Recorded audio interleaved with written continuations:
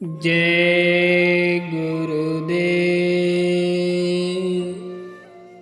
दूरदर्शी आवाज मासिक पत्रिका 1 अगस्त 2022, पृष्ठ नंबर 22।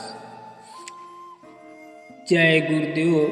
बिखरे मोती अनमोल वचन। जय गुरुदेव नाम किसी आदमी का नहीं है, ये प्रभु मालिक का नाम है। मनुष्य शरीर अमोलक यानी बेशकीमती है, ये मालिक को पाने के लिए मिला है। मालिक को पाना है तो फकीरों से मिलो, उनके करीब आओ तो रास्ता मिलेगा।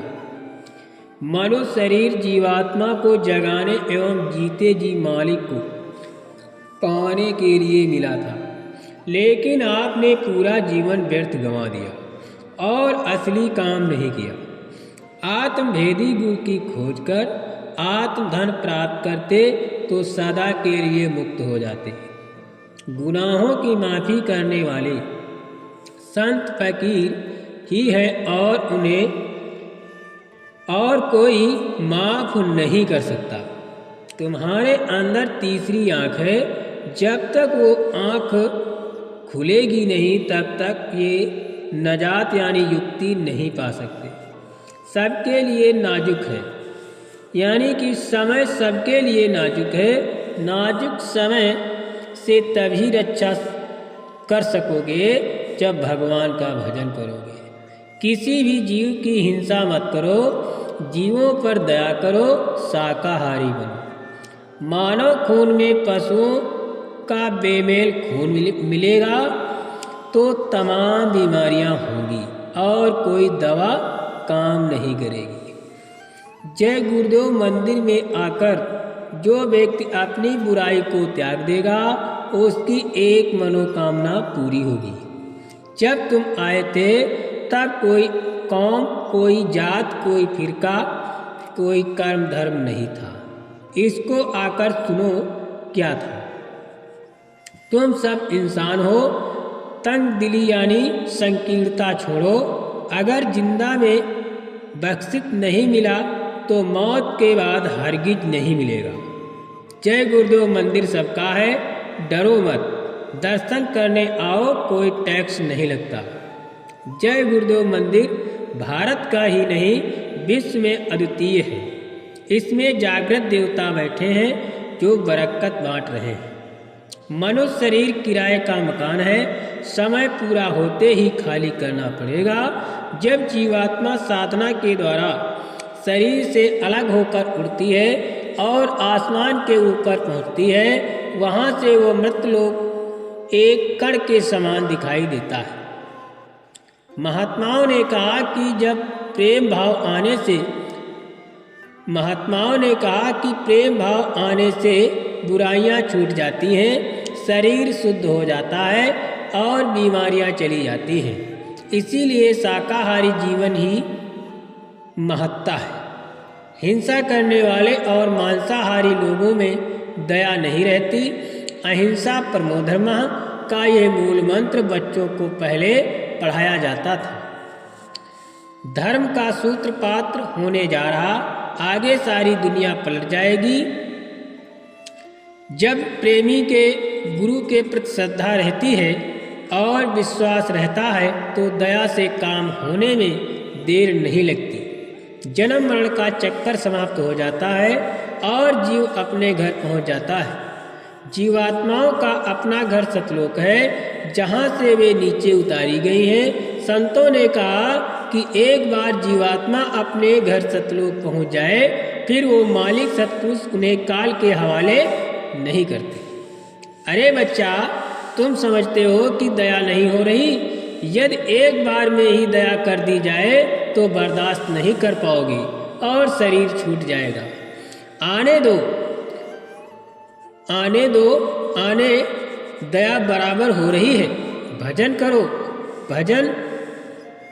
भजन से ही कष्ट दूर हो जाएगा। मनुष्य शरीर में एक दरवाजा है ऊपर जाने का, जो साधक है। जब वे ऊपर के दैविक मंडलों में पहुंच जाते हैं तो उन्हें सब कुछ मालूम हो जाता है। कि किन किन योनियों में उनका जन्म हो चुका है। कुदरती फिल्म है जिसमें सब कुछ दिखाई देता है कि कितनी बार मछली बने, जानवर बने, कीड़े मकोड़े बने, भैंस, बिल्ली, गदहा, सुअर आदि बने। ये रहस्य की बातें महात्मा ही जानते हैं, जो बराबर देखते रहते हैं कि काल भगवान जीवों के साथ कैसा कैसा खेल खेलते रहते हैं। वर्तमान समय आपको इतना मजबूर कर देगा कि आप महात्माओं की बात सुनेंगे।